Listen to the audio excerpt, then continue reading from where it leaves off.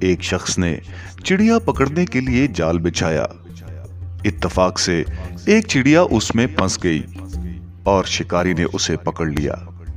چڑیا نے اس سے کہا، اے انسان، تم نے کئی ہرن، بکرے اور مرغ وغیرہ کھائے ہیں۔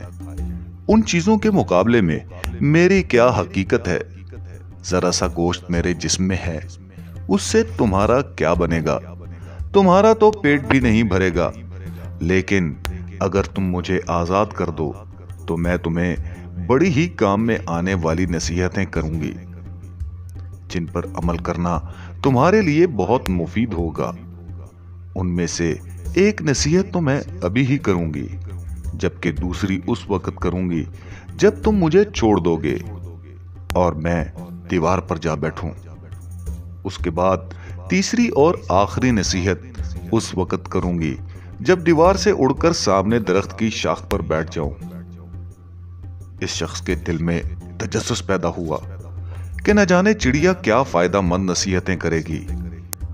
اس نے چڑیا کی بات مانتے ہوئے اس سے پوچھا، تم مجھے پہلی نصیحت کرو، پھر میں تمہیں چھوڑ دوں گا۔ چنانچہ چڑیا نے کہا، میری پہلی نصیحت تو یہ ہے کہ جو بات کبھی نہیں ہو سکتی اس کا یقین مت کرنا۔ یہ سن کر اس آدمی نے چڑیا کو چھوڑ دیا اور وہ سامنے دیوار پر جا بیٹھی۔ پھر بولی، میری دوسری نصیحت یہ ہے کہ جو بات ہو جائے اس کا غم نہ کرنا۔ اور پھر کہنے لگی، اے بھلے مانس، تم نے مجھے چھوڑ کر بہت بڑی غلطی کی، کیونکہ میرے پیٹ میں پاؤ بھر کا انتہائی نایاب پتھر ہے۔ اگر تم مجھے ذبح کرتے اور میرے پیٹ سے اس موتی کو نکال لیتے تو اس کے فروخت کرنے سے تمہیں اس قدر دولت حاصل ہوتی کہ تمہاری آنے والی کئی نسلوں کے لیے کافی ہوتی اور تم بہت بڑے رئیس ہو جاتے۔ اس شخص نے جو یہ بات سنی تو لگا افسوس کرنے اور پچھتایا کہ اس چڑیا کو چھوڑ کر اپنی زندگی کی بہت بڑی غلطی کی ہے۔ اگر اسے نہ چھوڑتا تو میری نسلیں سنور جاتی۔ چڑیا نے جو اسے اس طرح سوچ میں پڑے دیکھا تو اڑ کر درخت کی شاخ پر جا بیٹھی اور بولی، اے بھلے مانس، ابھی میں نے تمہیں پہلی نصیحت کی جسے تم بھول گئے کہ جو بات نہ ہو سکنے والی ہو اس کا ہرگز یقین نہیں کرنا۔ لیکن تم نے میری اس بات کا اعتبار کر لیا کہ میں چھٹانک بھر کی وزن رکھنے والی چڑیا اپنے پیٹ میں پاؤ وزن کا موتی رکھتی ہوں۔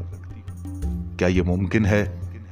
میں نے تمہیں دوسری نصیحت کی، جو بات ہو جائے اس کا غم نہ کرنا، مگر تم نے دوسری نصیحت کا بھی کوئی اثر نہ لیا اور غم و افسوس میں مبتلا ہو گئے کہ خواہ مخواہ مجھے جانے دیا۔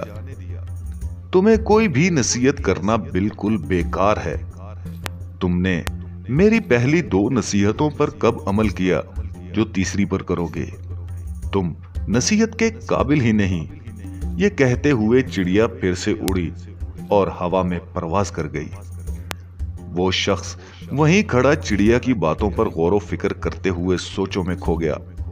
وہ لوگ خوش نصیب ہوتے ہیں جنہیں کوئی نصیحت کرنے والا ہو۔ ہم اکثر خود کو عقل کل سمجھتے ہوئے اپنے مخلص ساتھیوں اور بزرگوں کی نصیحتوں پر کان نہیں دھرتے، اور اس میں نقصان ہمارا ہی ہوتا ہے۔